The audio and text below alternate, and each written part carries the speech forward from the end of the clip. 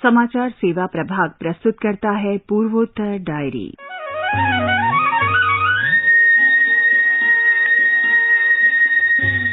नमस्कार, शुभ संध्या।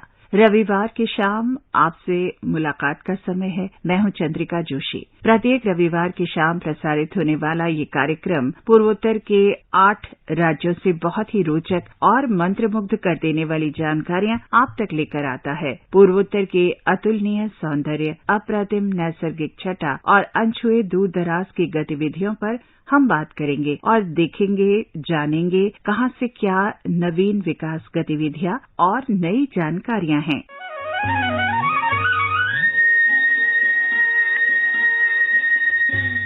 तो आइए सफर शुरू करते हैं। आपको सबसे पहले लिए चलते हैं मिजोरम।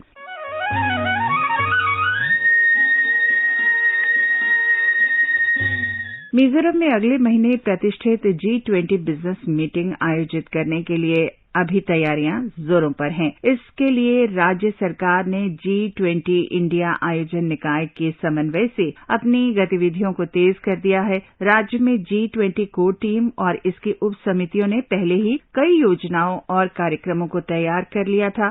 सभी कामों को समय पर पूरा करने और आपसी तालमेल के लक्ष्य से ये काम किया जा रहा है। अब तक सुरक्षा और यातायात, परिवहन, सम्मेलन, कार्यक्रम प्रबंधन, सूचना और प्रचार, चिकित्सा, प्रोटोकॉल, आतिथ्य, आवास, स्वागत, विमानन, IT और मल्टीमीडिया की विभिन्न समितियों ने योजना के अनुसार अपनी अपनी तैयारियां की हैं। अधिक जानकारी लेते हैं अपनी आइजोल संवाददाता आइरीन से। For the first time, the prestigious G20 summit will be held under the presidency of India. In the run-up to the summit, to be held in India in September this year, over 200 meetings of the 620 member countries, invitees and organizations have been planned across over 56 cities in the country.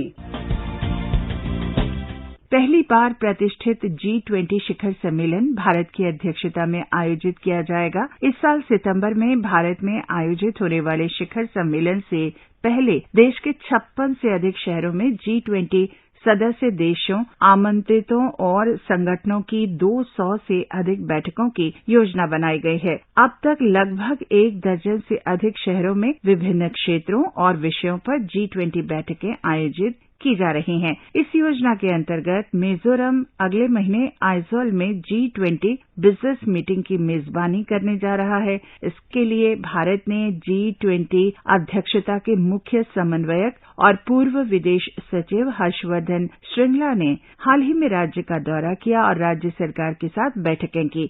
इन बैठकों में श्री श्रृंगला ने G20 व्यापार बैठक के आयोजन के लिए राज्य की तैयारियों की समीक्षा की। समीक्षा बैठक में श्री श्रृंगला ने कहा कि देश भर के 56 शहर शिखर सम्मेलन से पहले लगभग 215 G20 बैठकों की मेजबानी करेंगे। उन्होंने G20 बैठकों से जन भागीदारी बनाने के महत्व पर बल दिया। उन्होंने पुणे, मुंबई, कोलकाता, राजस्थान और मणिपुर का उदाहरण देते हुए बताया कि कैसे उन्होंने अपने शहरों में बदलाव किए हैं। सुंदर प्रकृति और उत्कृष्ट परिदृश्य के लिए राज्य की सराहना करते हुए श्री श्रृंगला ने आशा व्यक्त की कि ये बैठकें राज्य की क्षमता को बढ़ावा देने में भी मदद करेंगी। और अब बात करते हैं सिक्किम की।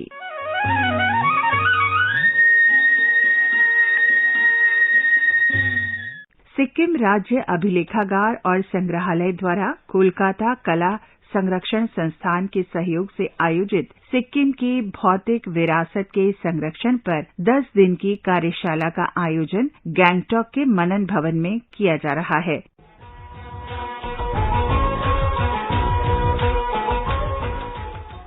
The inaugural program for the Workshop on Conservation of Material Heritage of Sikkim was chaired by Secretary of Namgyal Institute of Tibetology, Pema Wangyal Rinzing last week. Sikkim की भौतिक विरासत के संरक्षण पर कार्यशाला के उद्घाटन कार्यक्रम की अध्यक्षता पिछले सप्ताह नामग्याल इंस्टीट्यूट ऑफ तिब्बतोलॉजी के सचिव पेमा वांग्याल रिंजिंग ने की। श्री रिंजिंग ने सिक्किम की सांस्कृतिक विरासत को संरक्षित करने में मदद करने की पहल की सराहना की। विरासत के संरक्षण की चुनौतियों पर उन्होंने प्रकाश डाला और ये बताया कि नामग्याल इंस्टीट्यूट ऑफ तिब्बतोलॉजी का कला संग्रह 1960 के दशक से ही अच्छी तरह से संरक्षित है। टाटा ट्रस्ट के वरिष्ठ कला संरक्षक और एकेडमिक सलाहकार अनुपम साह ने सांस्कृतिक विरासत के संरक्षण की आवश्यकता और भविष्य के संदर्भ की दिशा में बात की। उन्होंने सिक्किम की सांस्कृतिक विरासत के संरक्षण के बुनियादी ढांचे, प्रक्रियाओं और दीर्घकालिक संरक्षण के बारे में भी चर्चा की। उन्होंने कहा कि प्रशिक्षुओं के लिए ये कार्यक्रम बहुत महत्वपूर्ण है। कार्यशाला अनामिका कला संगम ट्रस्ट और टाटा ट्रस्ट कला संरक्षण की पहल पर हो रही है। The workshop is supported by the Anamika Kala Sangam Trust, Tata Trust Art Conservation Initiative and intends to reach out and set up the system for future reference and maintenance of artifacts. With Saket Sarkar, this is Tashomo Bhutia for AIR News Sikkim.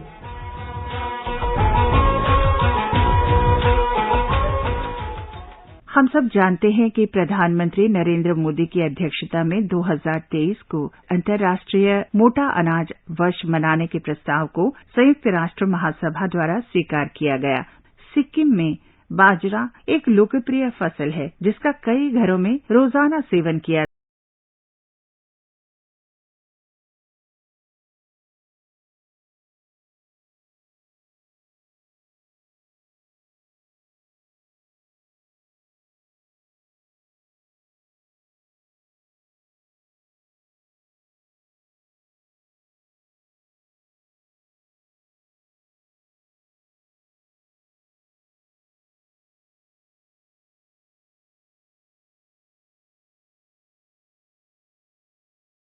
के लिए इस विशेष साक्षात्कार में गैंगटॉक स्थित पर्यावरणविद और जैविक किसान doctor Ghanshyam Sharma ने अपना दृष्टिकोण साझा किया और हमें बताया कि कैसे भारत मिलेट्स के अंतर्राष्ट्रीय वर्ष 2023 में सबसे आगे होगा और बाजरा उत्पादन में सिक्किम की क्षमता का क्या और कितना महत्व होगा। इस साक्षात्कार में हम जानेंगे बाजरा क्या है। सिक्किम में बाजरा फसल को हालांकि प्रचलित तौर पर कोदो के नाम से जाना जाता है। अंतर्राष्ट्रीय बाजरा वर्ष 2023 में किन किस्मों को शामिल किया गया है? Millets are collective group of small seeded annual grasses, or they are called grain crops. Small grain crops are primarily grown on marginal lands or in the dry areas, specifically in the temperate or subtropical or tropical regions. And around 27 states of India grow millets. We consider millet as kodo in Sikkim. But at the same time, there are other crops, included within the group of small crops called millets. So we call kodo, that is finger millet, that is Aleutian coracana. This is a scientific name. In the same way, there is another millet called foxtail millet, or Italian or Hungarian millet, or Siberian millet, or German millet. That is kagono in Nepali. That is Sitaria italica. There's another one called proso millet, or broom corn millet, or common millet, or we call it Indian millet or Harsha millet, that is chino or chino, that is Panicum miliaceum. There's another millet called sorghum, that is great millet, Junelo, that is cultivated even in Sikkim. All these are grown in Sikkim as well, in Bhutan, also in Nepal. बाजरा को ये मान्यता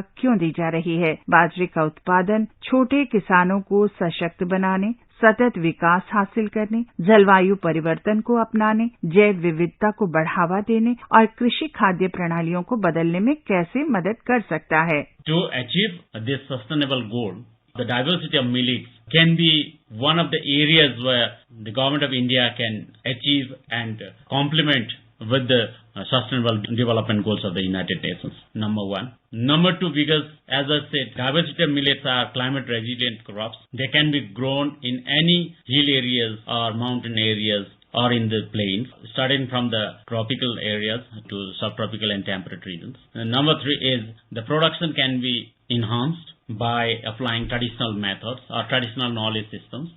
And number four is millet products can be marketed, and it has a comparative advantage. It can be marketed within the country, that is India, and also outside the country by adding value to it. And as you consider Sikkim as an organic state, millet has potential to bring in high economic benefits to the farmers.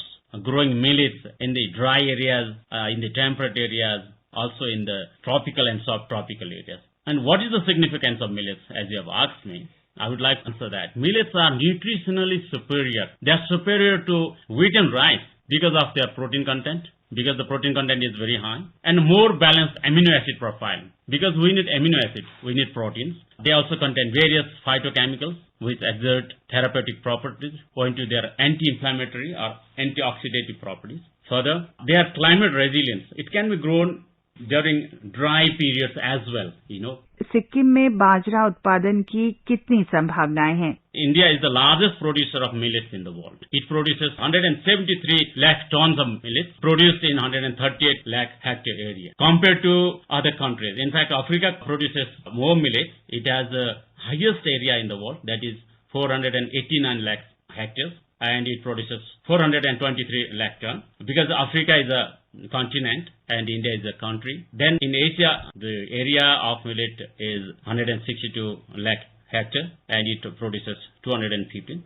So if you consider the production of millets among these nations and India produces huge quantity of millet, that is 173 lakh tons of millet. So this is why India wants to popularize millet and its processed products to the rest of the world. Number one. Number two, why millet is chosen as and it is proposed as one of the crops to be considered as International Year of Millets to the United Nations is that this millet is produced by smallholder farmers. The poor farmers, the marginal farmers, they are producing millets in their farms, and it was considered to be a poor man's food earlier. People did not know about millets, but now because it has high repository of vitamins, minerals and proteins, people have considered millet as one of the primary food products. Therefore, India wants to popularize millet because it is produced by a large number of smallholder farmers to the rest of the world so that this millet can be marketed and the economy can be enhanced by selling millet products. In fact, we have very good production if you consider in a per hectare basis. We produce 1239 kg of millet per hectare compared to 1229 kg per hectare of the global average yield. So our yield is also very high. And when we consider climate change as one of the impacts to agriculture farmers, millet can be one of the climate resilient crops. And cultivation of millet can be considered as climate smart agriculture. Ours is a diverse and multi-cultural environment where the diversity of millet can be grown in different areas and different regions of India. एक जैविक किसान के रूप में आप बाजरे के उत्पादन, खपत और विपणन में क्या चुनौतियां और क्या अवसर देखते हैं? बेचे जाने वाले बाजरा उत्पादों और उनकी मांग के बारे में भी बताएं। It's a very good question. In fact, there are opportunities everywhere around millet or around millet growing areas. If you consider Sikkim, millets can be grown in starting from the base of Tista River to higher altitudes up to Riddhi Vareng or to Lachen and Lachen, a little below Lachen and Lachen, or even in Jongu. Jongu is a hub for millet production. There are opportunities around it. If you value add the product, make packets of millet products, different millet products, and if you want to market it to the rest of the world or to India at large, you can sell millet as an organic product, number one. Millet is not a labor-intensive farming. It's a less labor-intensive farming because once you sow millet in the farm, you don't have to do anything. You can go to the farm for harvesting.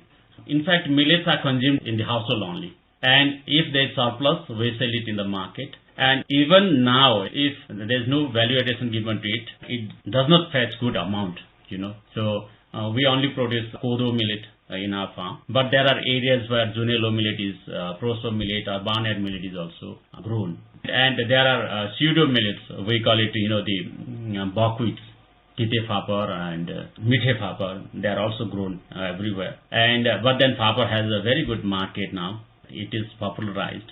So if you want to ask me how we can develop with the millets production in Sikkim, I think we have to involve the MD-NREGA farmers to involve in millet farming. It has to be a mission to produce and to go into traditional farming and continue with organic farming, taking millet or the diversity of millets and underutilized crops as important climate resilient crops for production. महत्वाकांक्षी बाजरा किसानों और उद्यमियों के लिए आपका क्या संदेश है? What I would like to request the farmers is that let us start growing millets in our farms because, as I said, it is climate resilient. It can be grown even in low rainfall periods, or it can be grown in low soil fertility conditions or low soil moisture farms.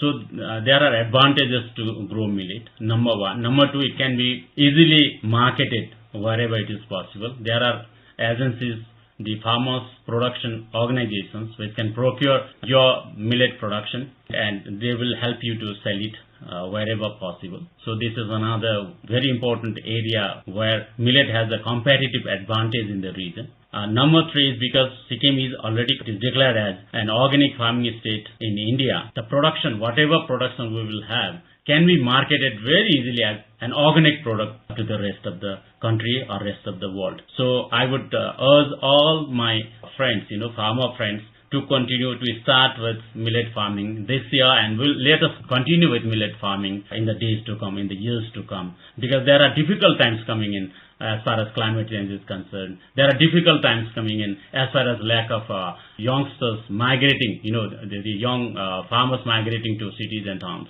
So let us bring youth back to the farm. Let government provide some subsidies to the farms. Our local level agencies, farmers organizations, farmers clubs, our biodiversity management committees, our panchayats, and also involve agriculture department, horticulture department, forest department, rural development department. All these departments should come together to work on cultivation of millet. Let government provide para bullocks to every wards in the GPUs so that these bullocks can be utilized in farming.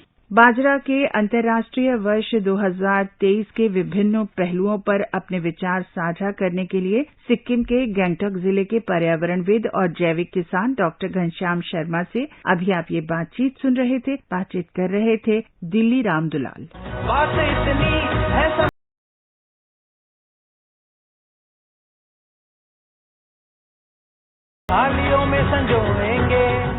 और अब चलते हैं शांत और सुंदर अरुणाचल प्रदेश।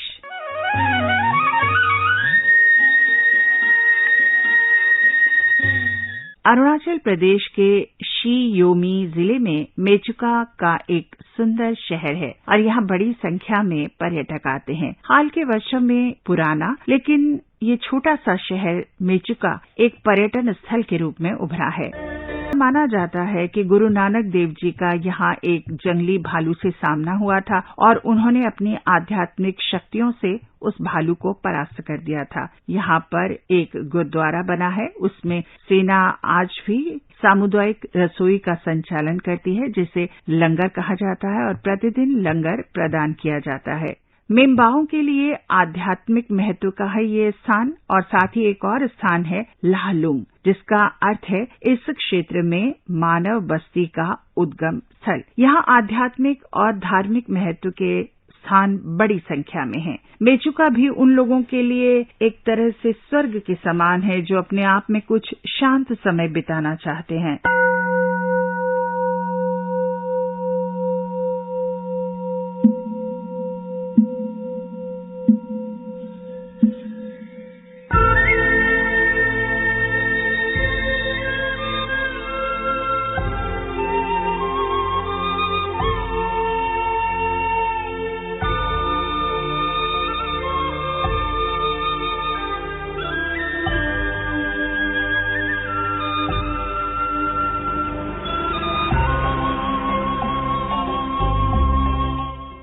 हालांकि मेचुका किसी भी मौसम में बहुत सुंदर और बहुत खूबसूरत है, लेकिन घूमने के लिए सबसे अच्छा समय जनवरी में सोनम लोसर उत्सव के दौरान होता है।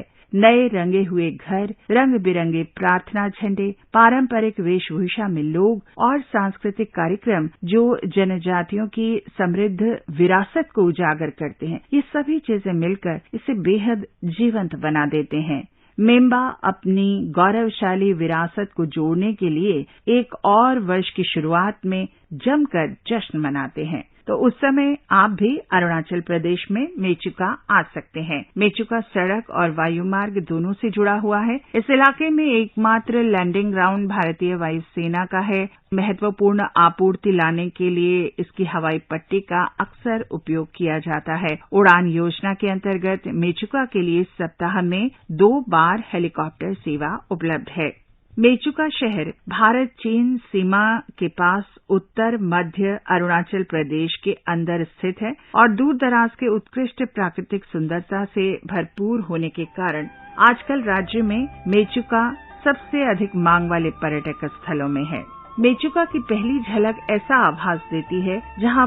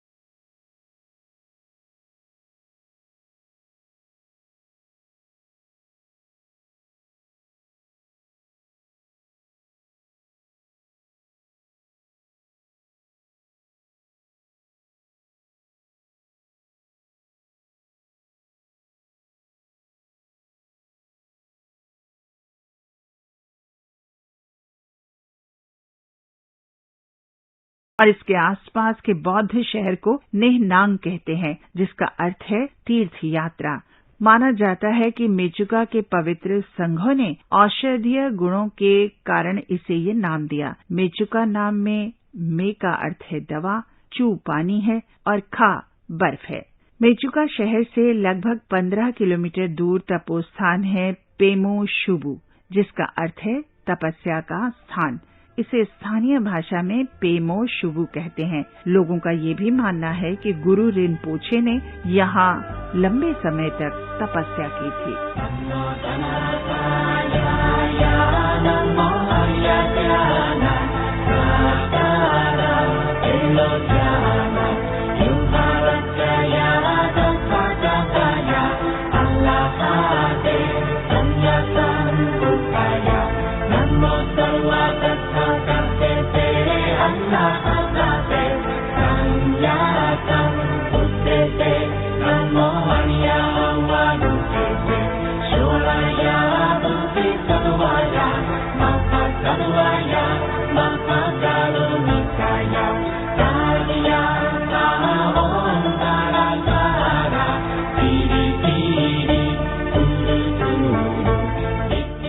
राकेश तोले, एआर न्यूज, ईटानगर। और अब चलते हैं त्रिपुरा की ओर। त्रिपुरा में मतदाताओं की भागीदारी को प्रोत्साहित करने के लिए चुनाव आयोग 4 तरह के आदर्श मतदान केंद्र स्थापित कर रहा है। चुनाव प्रक्रिया में लोगों की उत्साहपूर्ण भागीदारी को हमारी लोकतांत्रिक व्यवस्था में स्वागत योग्य कदम के रूप में देखा जाता है। चुनाव आयोग समय समय पर मतदान में बड़ी संख्या में मतदाताओं की भागीदारी सुनिश्चित करने का प्रयास करता रहा है। त्रिपुरा विधानसभा चुनाव बिल्कुल नजदीक है और साथ ही चुनाव आयोग ने राज्य में 4 प्रकार के आदर्श मतदान केंद्र बनाए हैं। एक आदर्श मतदान केंद्र पूर्ण रूप से महिलाओं के लिए होगा। एक मतदान केंद्र होगा जहां दिव्यांग लोग अपना मत डाल सकते हैं। तीसरा आदर्श मतदान केंद्र मुख्य रूप से शहरी क्षेत्र में स्थापित किया जाएगा, जहां सभी युवा मतदान कर सकेंगे। और चौथा मॉडल मतदान केंद्र दिखेगा त्रिपुरा की कला, शिल्प और संस्कृति लिए हुए। मुख्य निर्वाचन अधिकारी किरण गित्ते के अनुसार इस पहल से बड़ी संख्या में युवाओं को चुनाव में भाग लेने का प्रोत्साहन मिलेगा। कुणाल शिंदे फ्रॉम अगरतला।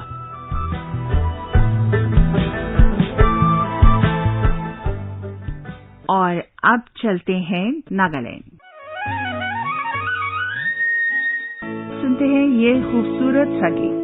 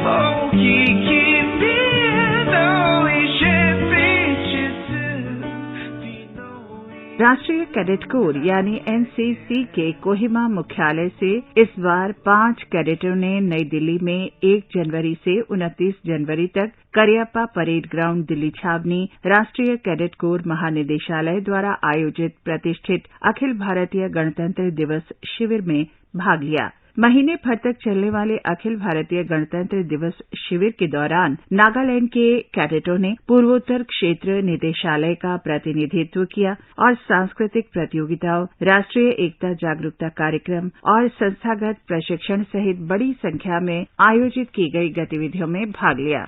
दिल्ली आए नागालैंड एनसीसी गर्ल्स बटालियन की 4 बालिका कैडेट और 24 नागालैंड एनसीसी लड़कों ने हिस्सा लिया। Saint Joseph college Autonomous Jakama, Junior Under Officer Masirino Peho and Surgeon Bokai H. Zimo of Tetso College, Dimapur participated in cultural events and the Prime Minister's rally held at Kairapa Parade Ground. Cadets Tisor Janyo Gabriel Richa of Little Flower School, Kohima, the only junior twin cadet to be selected from NCC Group Headquarters, Kohima for the camp, also participated in various cultural events. Asonyo from Kohima. Oh, you give me the will for the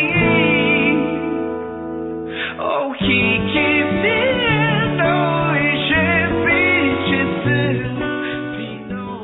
रविवार की शाम प्रसारित होने वाला पूर्वोत्तर diary कार्यक्रम पूर्वोत्तर भारत के राज्यों से बहुत ही रोचक और मंत्रमुग्ध कर देने वाली जानकारियां आप तक लेकर आता है।